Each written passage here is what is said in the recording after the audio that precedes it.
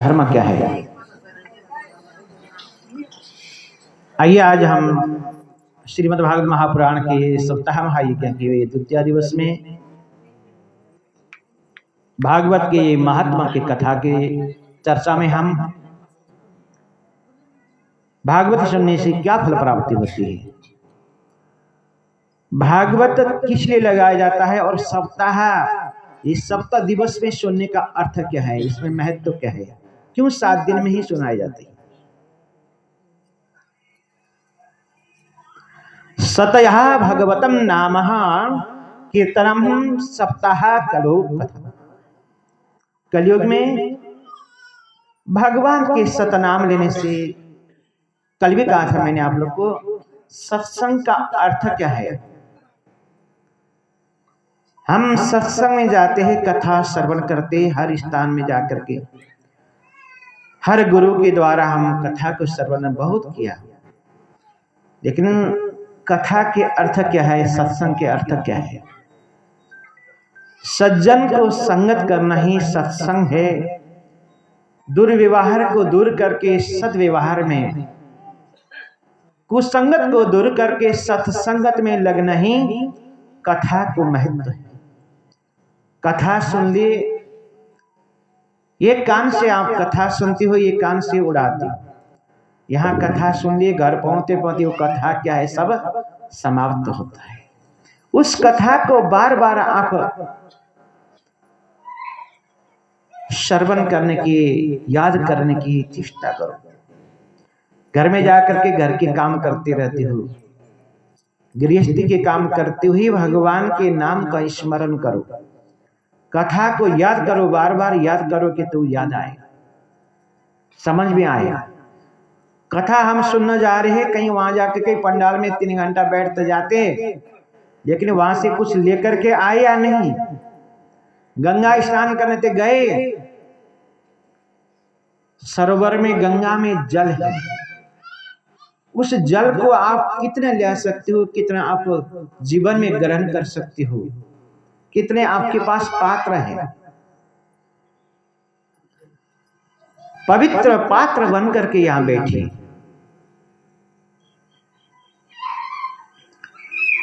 जहां भागवत होती है, मैंने कल भी कहा था, जहां भागवत विराजमान कराई जाती है वहां कोई ये साधारण स्थान नहीं है। ये साक्षात भगवान नारायण बालकृष्ण का बाल लीला किया हुआ वृंदावन धाम है।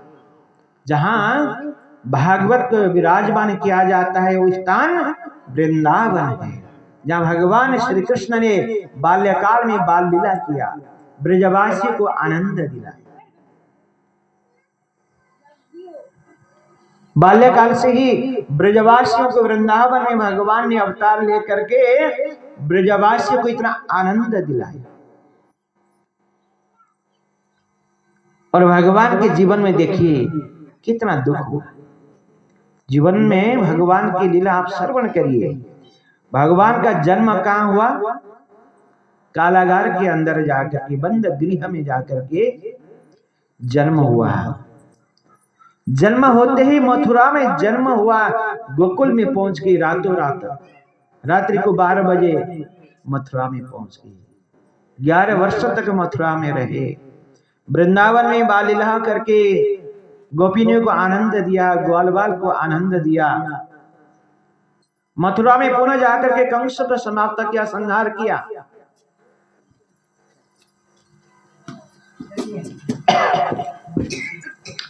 कंस को समाप्त करने के बाद जरासंध ने युद्ध किया। 18 बार तक भगवान कृष्ण से जरासंध का युद्ध हुआ। 17वां बार तक, 18 बार में भगवान कृष्ण भाग पड़े, वहां से जाकर के द्वारिका में जाकर के वास करे। द्वारिका में भगवान को कलंक लगी, मणि का चूर्ण करने का कलंक लगे भगवान को। ऐसे ऐसे जीवन में भगवान ने बहुत कठिनाई भुगते गए। एक भगवान नारायण के अवतार लेकर के रामचंद्र के जीवन को देखिए।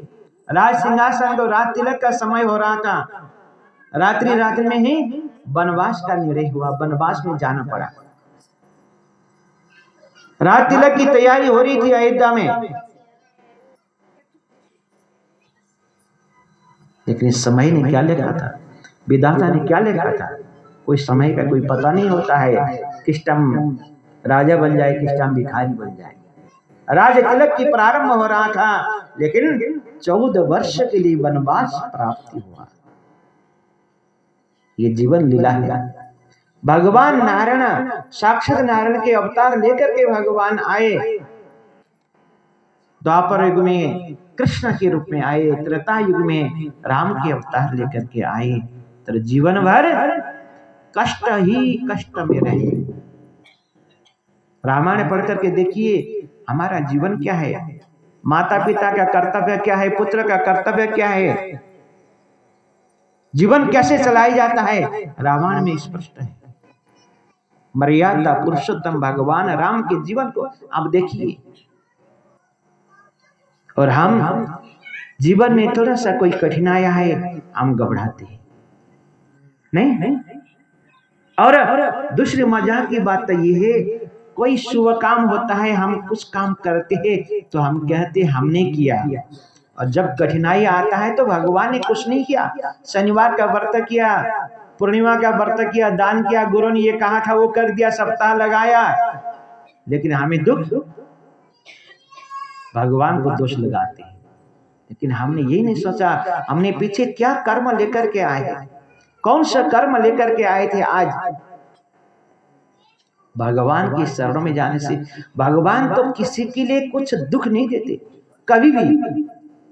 भगवान के शरणागति हो जाओ, सदगुरु के शरणागति हो जाओ, आपके दुख ऐसे हरण होगा। हाँ, ये बात है कि आपके जो लिखी हुई, विधाता ने जो लिखी कर्म है, कर्म का फल तो आपको भोगना पड़ेगा। फर्क ये है, भगवान के शरणागति हो जाओगे, गुरु संतों के शरणागति हो जाओगे, धीरे ज्यादा से ज्यादा कठिनाई को कम होगा, सहन शक्ति प्राप्ति होगा आपको, एक आनंद से आपके जीवन जी सकोगे, आनंदमय जीवन आपको होगा। संत के आशीर्वाद है, गुरु की आशीर्वाद है, आपके जीवन में कष्ट आएगा लेकिन आपको सहन शक्ति प्राप्ति होगा। गुरु की कृपा से, भगवान के कृपा से आपको सहन करने की शक्ति प्राप्ति होगी।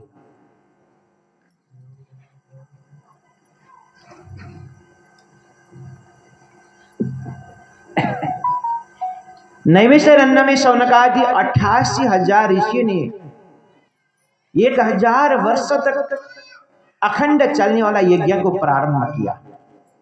हम तो 1 घंटा का यज्ञ करना बड़ा कठिन होता है, उधर से फोन आ रहा है, उधर से काम हो रहा है, कठिनाई है। जल्दी जल्दी पंडित जी फारी करें। आज तो जहां शादी होती है ना, विवाह होती है, जब तक नाचेंगे डीजे में खाएंगे, समय का व्यतीत हुआ कोई पता नहीं चला। जब फेरे में जाके बैठ जाएंगे, पंडित जी जल्दी करो जल्दी करो जल्दी करो, निकलो फटाफट। लेकिन असली विवाह तो वही है, आपका खाना पीना नहीं है। असली विवाह तो यज्ञ मंडप है, उसमें विधि विधान से आपका कार्य हो तो दाम्पत्य जीवन मंगलकारी रहेगा। लेकिन जो असली जीवन है, जो असली कर्म है, उसको हम भूल जाते हैं। यज्ञ में पहुंचेंगे, जल्दी जल्दी पंडित जी कितना दक्षिणा चाहिए आप ले लीजिए, जल्दी करिए। जब खाएंगे नाचेंगे तो रात व्यतीत हुआ कोई पता नहीं। समस्या आज यहाँ आ रहा है, लेकिन समय लगाइए, समय लगाइए, आप सत्कर्म में समय लगाइए। ध्यान रखना, जहां भी सत्संग हो रहा हो, कथा हो रही हो, उस कथा में आपको निमंत्रण आ रहा है या नहीं आ रहा है, ये मत सोचिए। आपके जीवन में कहीं घर के आसपास नजदीक कोई कथा हो रही हो, उसमें आप जाइए भाग करके। कथा ऐसी चीज है जो शरीर की व्यथा को हरण करता है, वही कथा है। आपके शरीर में चोट लगी हो, डॉक्टर के पास जाते हो ना, गोली खानी है, इंजेक्शन लगाना है, लेकिन भव औषधि क्या है? जो भव का मतलब होता है मन में भय, डर, टेंशन, डिप्रेशन कहते हैं ना डॉक्टर लोग, इसको डिप्रेशन होगा, जीवन भर दवाई खाना होगा। उसको ला करके कन्हैया के चरण में रखिए और कथा रूपी अमृत आप पिलाइए, उसको कभी डिप्रेशन नहीं होगा। बाबा औषधि है ये। मानसिक व्यथा को जो दूर होता है वो कथा के माध्यम से ही दूर होगा, ध्यान रखना है। आप घर में बैठते हो कितना परेशानी में रहोगे, लेकिन मन को आनंद कहाँ होगा? यहाँ आकर के 2 घंटा 1 घंटा सत्संग सुनो, कथा सुनो, आपके जीवन में आनंद आएगा, ज्ञान प्राप्त होगा, जीवन के जीने की कला प्राप्ति होगा। यहाँ से शौनकादि 88,000 ऋषि ने 1000 वर्ष तक लगातार चलने वाला यज्ञ को प्रारंभ किया।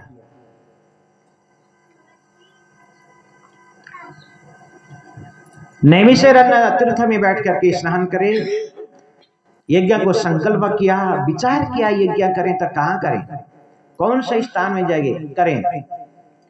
आज हर गंगा में दूषित है, अपवित्र है, और सत्कर्म जो करता है उसको बिगाड़ने वाले भी बहुत होते हैं। संकल्प तो हमने किया है, भगवान दास जी ने 7 दिन का सप्ताह का संकल्प किया, इसमें कोई विघ्न ना आए, परेशानी ना हो, ये निर्विघ्न पूर्व सप्ताह परिपूर्ण हो। क्या करें कि संत के चरण में जाना चाहिए, गुरु के चरण में जाकर के प्रार्थना करें। विचार किया संत लोगों ने, क्या करें कहां करें। सुत जी आदि जो विद्वान गुरुजन थे, संत लोग थे, उन्होंने विचार किया कि ब्रह्मा जी के पास जाकर के पूछते हैं, आज्ञा लेते हैं, उनकी आशीर्वाद लेते हैं। 5-7 ऋषि जाकर के ब्रह्मा जी के पास जाकर के प्रणाम किया, कहा ब्रह्मा जी हमने 1000 वर्ष तक चलने वाला यज्ञ को संकल्प किया है, उस संकल्प को पूर्ण करने के लिए स्थान चाहिए, हमें आपके आशीर्वाद चाहिए, आप आज्ञा दो कौन से स्थान में हम यज्ञ करें, हम सफल हो। गुरु के शरण में जाइए। कोई भी शुभ कर्म करते हो, घर से बाहर निकलते समय माता पिता के चरणों में प्रणाम करके, भगवान ठाकुर जी के चरणों में प्रणाम करके, गुरु मंत्र का जप करके घर से निकलो। कोई भी कार्य असंभव नहीं होगा, संभव है, लेकिन करना ये है प्रातः काल घर से निकलते समय माता पिता के आशीर्वाद लेकर के, गुरुजन को प्रणाम करके, ठाकुर जी के चरणों में प्रणाम करके, गुरु मंत्र को जप करके निकलीजिए, हर काम सफल होगा। आज संत लोग इतना विद्वान तपस्वी संत लोग थे, शौनकादि ऋषि, लेकिन ब्रह्मा जी के पास जाए, किसी की शरण में होकर के कार्य करो। ब्रह्मा जी ने एक ब्रह्मचक्र प्रकट करके कहा, आगे आगे ये ब्रह्मचक्र जाएगा ऋषिगण, आप लोग इसके पीछे पीछे जाइए, जहां ये ब्रह्मचक्र स्थिर होगा, निवास करेगा, उसी स्थान में आपने यज्ञ करिए। अब ब्रह्मचक्र आगे आगे जाता है, सप्त ऋषिगण पीछे पीछे भागते भागते वही चक्र आकर के नैमिषारण्य तीर्थ में आकर के शिथिल होगा। और उसी स्थान में ऋषि ने 1000 वर्ष तक का यज्ञ को प्रारंभ किया। सुत जी महाराज को उच्च स्थान में सिंहासन में विराजमान करके पूजन करते, षोडशोपचार विधि से पूजन किया, और सुत जी महाराज अब कथा को प्रारंभ कर रहे हैं। ये भागवत ऐसी है, शौनकादि ऋषि को कथा प्रारंभ कर रहे हैं। एक बार नारद जी घूमते घूमते वृंदावन में गए, वृंदावन में जा रहे थे, नारायण जब करते हुए वृंदावन में जा रहे थे, वहां एक अचानक एक घटना घटी। जंगल, वृंदावन का अर्थ क्या है समझते हो? वृंदावन गए हो ना सब? कितने जाने गए? हाथ जोड़ा उठाना। हाँ, वृंदा का अर्थ होता है, वृंदा किसको कहा जाता है? तुलसी को। तुलसी का नाम वृंदा है। और वहां ठाकुर जी ने वृंदा वन में, इतना वन बनी हुई थी वृंदा, वहां ठाकुर जी ने बाल लीला किया। नारद जी घूमते हुए वृंदावन में गए, जंगल के बीच में एक युवती खड़ी थी, उसके बगल में 2 पुरुष वृद्ध अवस्था में लेटे हुए थे। जब वृद्ध काल आती है ना, ध्यान रखना, युग जुबान है हम तो, जब सांस दम घुट जाता है, कंठे घुरघुरायते है इति प्राण उत्सतः। जब प्राण निकलने का समय होता है कंठ से घूर घूर आवाज आता है। दोनों विरुद्ध जो है लेटे हुए थे, कंठ से घुर घुर आवाज आ रही थी। वो युवती खड़ी थी, नौजवान अवस्था की युवती खड़ी थी, सुंदर, और दो चार अफसर वहां खड़े होकर के पंख लगा रहे थे। नारद जी ने देखे, दौड़ते हुए गए, देवी देवी आप कौन हो, क्यों ये जंगल में, वृंदावन के ये जंगल में, घनघोर जंगल में क्यों अकेले क्यों हो? नारद जी की बात सुन करके देवी ने हाथ जोड़ करके कहते हैं, ऋषिगण मैं प्रणाम करती हूं, आज मेरा भाग्योदय हो जाएगा, क्योंकि संत का मिलन होना भाग्योदय है। भाग्योदय न बहु जन्म समर्पते सत्संग मंच लभते कुरुते। जन्मा जन्मांतर का शुभ कर्म इकट्ठा होता है तब भाग्योदय होता है, ध्यान रखना, ऐसे सत्संग नहीं मिलता। जन्मा जन्मांतर का शुभ कर्म इकट्ठा होता है तब भाग्योदय होता है। जब भाग्योदय होता है तब सत्संग प्राप्ति होती है, कथा सुनने को प्राप्ति होती है। आज देवी ने हाथ जोड़ करके कहा, नारद जी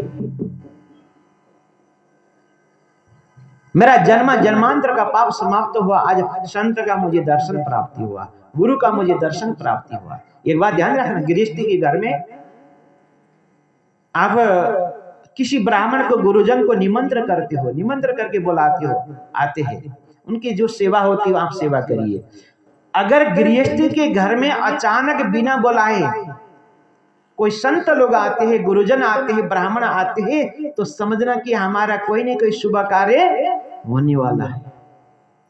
अचानक ना जाने किस रूप में नारायण, कोई पता नहीं है किस रूप में भगवान आ जाएंगे।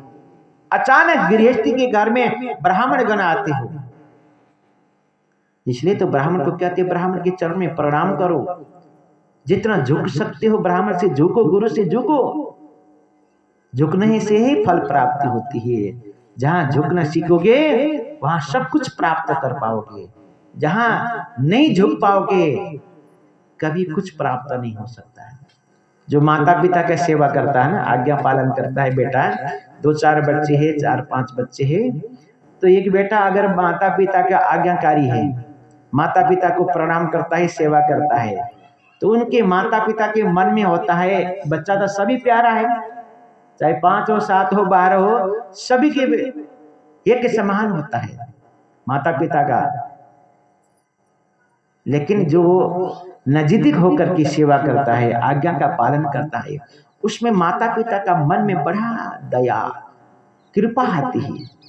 वो कुछ न कुछ, धन नहीं है, संपत्ति नहीं है, तो अधिक से अधिक आशीर्वाद देंगे, आशीर्वाद प्राप्त अवश्य होगा।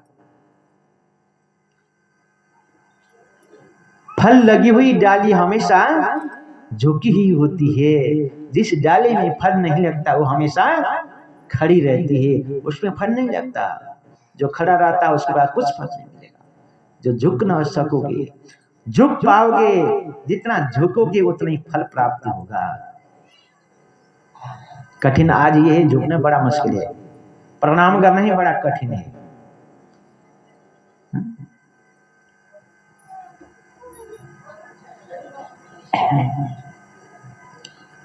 नारद जी से कहा देवी ने हाथ जोड़ करके, हे गुरुदेव आपका आगमन हुआ है, मेरी कठिनाई, मेरा कष्ट, मेरा पूर्व समय का जो अपवित्र कर्म है आज से मेरा समाप्त हुआ। अब इतना में नारद जी ने कहा, देवी तुम इस जंगल में अकेले सोच रहा था, मैं तो दूर से देखी अकेला, लेकिन आपके बगल में जो 2 पुरुष है वो लेटी हुई वृद्धावस्था में है, ये कौन है? और ये जंगल में ऐसे वृद्ध पुरुष को क्यों रख रहे हो आप? नारद जी की बात सुन करके देवी ने कहा, अरे नारद जी,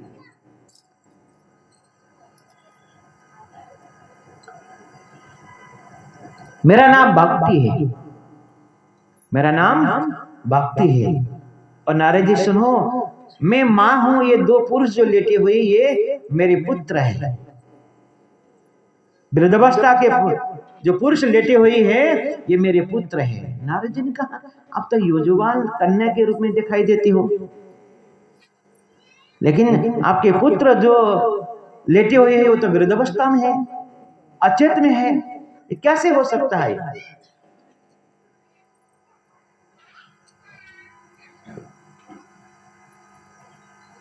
आज भक्त ने हाथ जोड़ करके कहा, नारद जी द्रविड़ देश में मेरा जन्म हुआ, द्रविड़ देश में मेरा जन्म हुआ, कता कता कहीं कहीं महाराष्ट्र में भी मेरा प्रचार हुआ, गुजरात में आकर के मैं वृद्ध हो गई और घूमते हुई वृंदावन में आई, तक वृंदावन में नौजवान अवस्था हुआ। इसका अर्थ समझ गए? वृंदावन में पहुंचने के बाद वृद्धावस्था की देवी वृंदावन में पहुंची, वृंदावन में पहुंचने के बाद युवती हुई, युवावस्था की हुई। इसका अर्थ यह है वृंदावन में इतना भक्ति है। आप लोग गए हो नहीं वृंदावन, सभी कह रहे हो वृंदावन गए, वृंदावन में जाकर के देखिए सब राधे राधे राधे राधे राधे राधे राधे राधे का डटा। भोजन करने के लिए हम बैठते हैं ना, जल राधा, जल राधे राधे, भोजन राधे राधे, रोटी राधे राधे, रोटी के साथ राधे राधे लगाते हो। ऐसे भक्तिमय होता है। वृंदावन में जाके 2 दिन 4 दिन बैठे, वहां से वापिस आने का मन नहीं होता, इतना भक्ति है वहां। देवी कहते हैं मैं तो वृंदावन में आई तो नौजवान अवस्था प्राप्त हुआ मुझे, लेकिन ये बच्चे दोनों ही वृद्धावस्था के हैं। नारद जी इस कष्ट से मुझे दूर करिए, मैं आपके शरण में हूं, गुरु की शरण में हूं। नारद जी ने कोशिश किया, गायत्री मंत्र सुनाया, वेद वेदांत सुनाया, गीता पाठ किया, विष्णु सहस्त्रनाम का पाठ सुनाया, लेकिन अचित हुई, चेतना नहीं आया। अब इतने में आकाशवाणी होता है, नारद जी इन वृद्ध को अगर जगाना चाहते हो तो सप्ताह महायज्ञ सुनाइए, सप्ताह कथा को श्रवण कराइए, सत्संग रूपी कथा को श्रवण करिए, ये जागेंगे। देवी कहती है नारद जी ये तो ज्ञान और वैराग्य नाम के मेरे 2 पुत्र हैं, जिनका नाम था ज्ञान और वैराग्य। अब उनको जगाने के लिए नारद जी वहां से घूमते, वृंदावन से घूमते घूमते हरिद्वार में पहुंचे। हरिद्वार से ऊपर बद्रिका आश्रम की तरफ गए। बद्रिका आश्रम में जा रहे थे तो सनत कुमार आदि 4 कुमार वहां भ्रमण कर रहे थे, नारायण नारायण हरि, भगवान नारायण का उच्चारण करते हुए भ्रमण कर रहे थे। उनसे प्रार्थना किया नारद जी ने, कहा वृंदावन में गया, 2 पुरुष ज्ञान और वैराग्य लेटे हुए, उनको जगाना है, मैंने संकल्प किया है, मेरा संकल्प व्यर्थ हुआ, और उनको कैसे जगाएगा? आज सनत कुमार आदि कहते हैं अगर ज्ञान और वैराग्य को जगाना है तो सप्ताह महायज्ञ करवाइए। कहां करें? हरिद्वार के अंदर जाकर के आज सप्ताह प्रारंभ हुआ। देखो वृंदावन के अंदर ज्ञान और वैराग्य थे, और ज्ञान वैराग्य को जगाने के लिए हरिद्वार में सप्ताह यज्ञ प्रारंभ हो रहा है। नारद जी जजमान बने और सनत कुमार आदि ने कथा को प्रारंभ किया। वृंदावन में ज्ञान और वैराग्य है। नारद जी ने प्रश्न किया, अरे सनत कुमार गुरुदेव ये कैसे संभव है? जहां बीमारी है वहीं इसका इलाज करेंगे तो ठीक होगा। नहीं, डॉक्टर के पास जाकर कहें कि सिरसा पंजवाना में कोई बीमार है, सिरसा में उसको इंजेक्शन लगा दो, ठीक हो जाएगा? नहीं होगा ना। सत्संग को मार्ग ऐसा सुलभ है कि उसके नाम से कहीं भी उसको जगाने का सत्संग करिए, कथा सुनाइए। विदेश में जाकर के कई लोग बीमार हो जाते हैं, हमारे पास आते, गुरुदेव वहां बीमार, पढ़ाई करने के लिए बच्चे वहां गए हुए, लेकिन बीमार से न पढ़ाई हो रहा है न कमाई हो रहा है, बड़ा दुखी है। क्या करें? अब विदेश में रहे बच्चे को इलाज करना है, हम अपने घर में बैठ करके, देवालय में बैठ करके, ठाकुर जी के चरण में बैठ करके उनके गोत्र और नाम लेकर के उनके नाम का मंत्र जप करते हैं, पाठ करते हैं, बच्चे ठीक हो जाते हैं। है विदेश में, लेकिन यहां ठीक हो जाते हैं। आज सनत कुमारों ने हरिद्वार में जाकर के सत्संग करवाते हैं, भागवत की कथा को प्रारंभ किया। इतना पंडाल भरा हुआ था, काफी दूर दूर से संत लोग, देवलोक, देवर्षिगण आए, कथा को श्रवण कर रहे थे। पंडाल में चारों तरफ भरा हुआ है।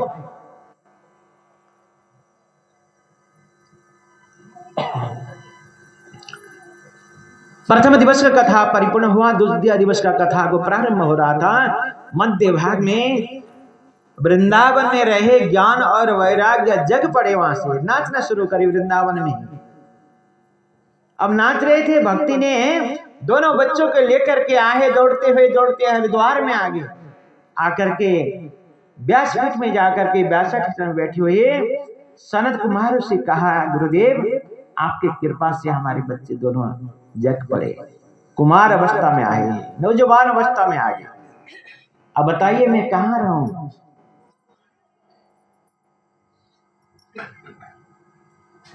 अब चारों तरफ से पंडाल भरा हुआ था, कहीं भी रहने का जगह नहीं था, वहां किसी को निमंत्रण करना नहीं पड़ा।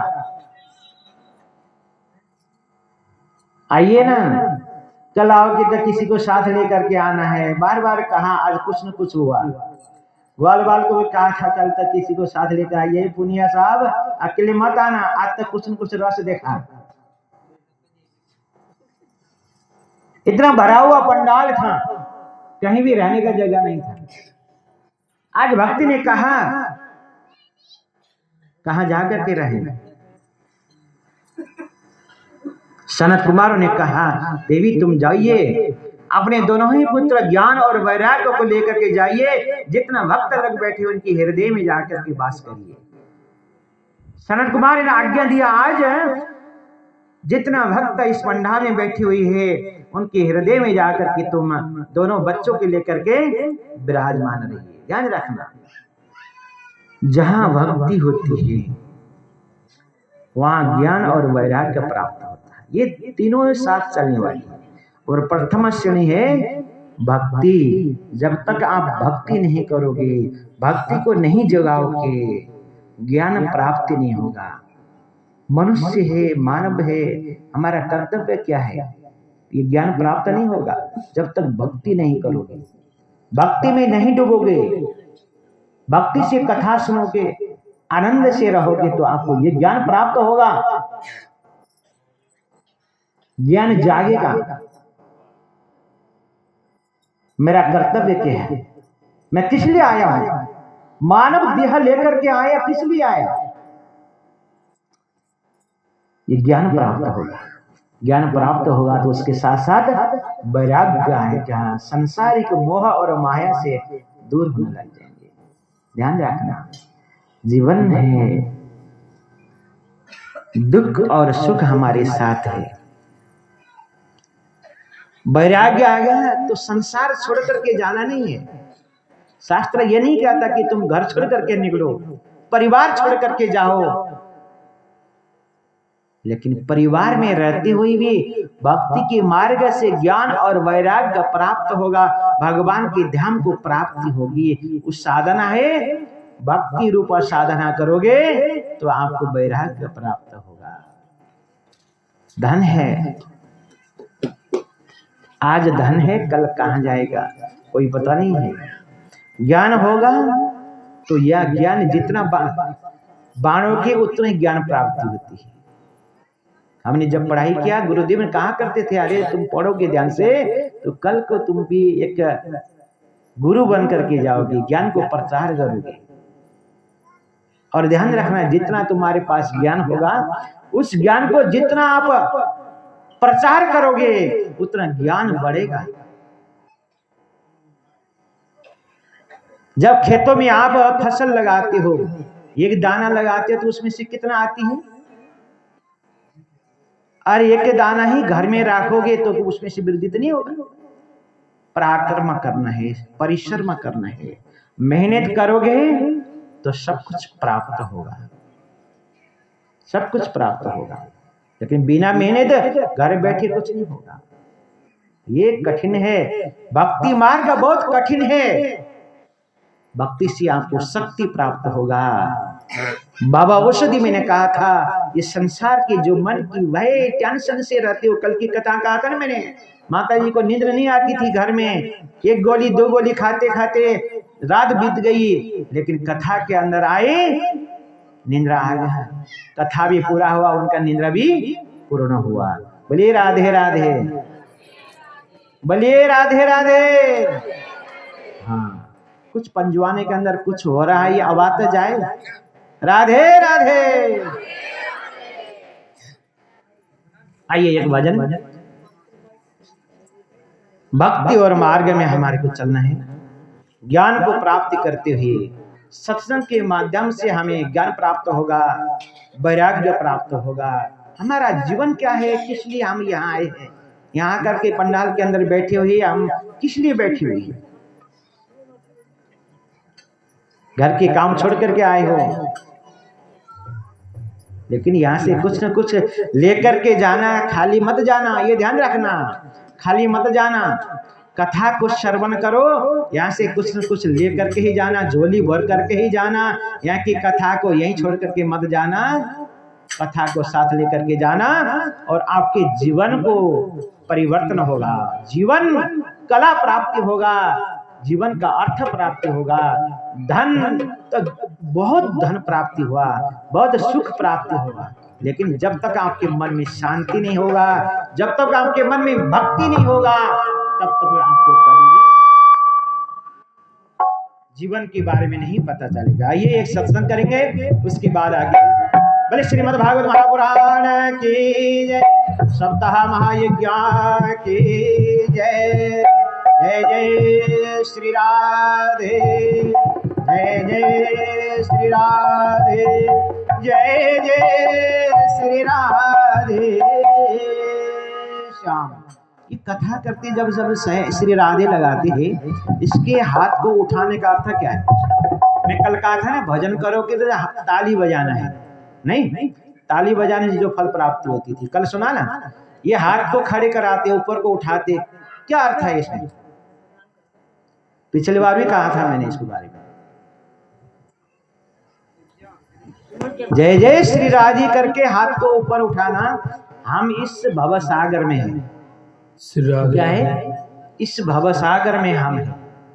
आप देख रहे होंगे कोई नहर में या कोई पानी में कोई डूब रहा है, पानी में बहता हुआ जा रहा है। वो बहता हुआ आदमी अगर उस जल से हाथ को बाहर निकाले तो कोई वहां आसपास में चलता फिरता आदमी उसको हाथ को पकड़ के जल से बाहर कर सकता है। जब तक वो हाथ बाहर नहीं निकालेगा तब तक जल में सहारा देने वाला कोई नहीं आएगा। जब आप हाथ बाहर निकालोगे तो कोई ना कोई पकड़ेगा, अरे पुनिया सब कहाँ जा रहे हो, बाहर लेकर के आएंगे, पार करेंगे। ये हम भी भवसागर में है। जय जय श्री राधे कहते हैं, ऊपर को हाथ लगाते हैं, मेरे कन्हैया आकर के आपको भी इस भवसागर से पार करेंगे।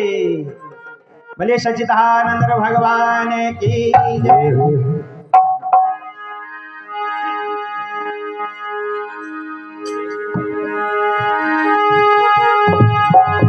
हरे हरे हरे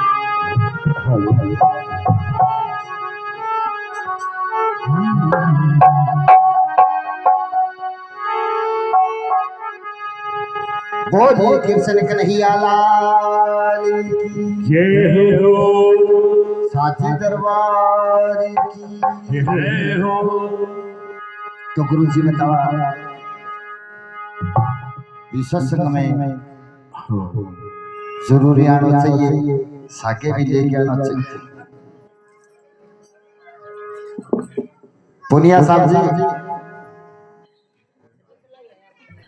तो अच्छा एक है इतना आप ये बता दिए तेदार हे ले रहा हो भगवानदा जी है नहीं नहीं तो ए आपकी पंथ बतावे थे बताओ नहीं है तो थे भी बहुत हो गिनेड़ा है मेरा तो ये नहीं करो विचार दे चली अच्छा तड़का और करो ये नहीं पंथ ना बतानो है हाँ क्यों क्या पंथ बता मांगा चले काम चलो उन्हें कौन चले तो कहे कि मेरे छोटी सी बात याद आ गई पंथ पर क्या एक कोई भगवान दास जी पर गौर तो की नाम लिया अब के खेत में मशीन ले गए तूड़ी बनाने लाग रहा काम लाग रहा अरे बाई चांस सो विचार पड़ो दिया मशीन को कोई काम करा है तो वो तोड़ी उठ गया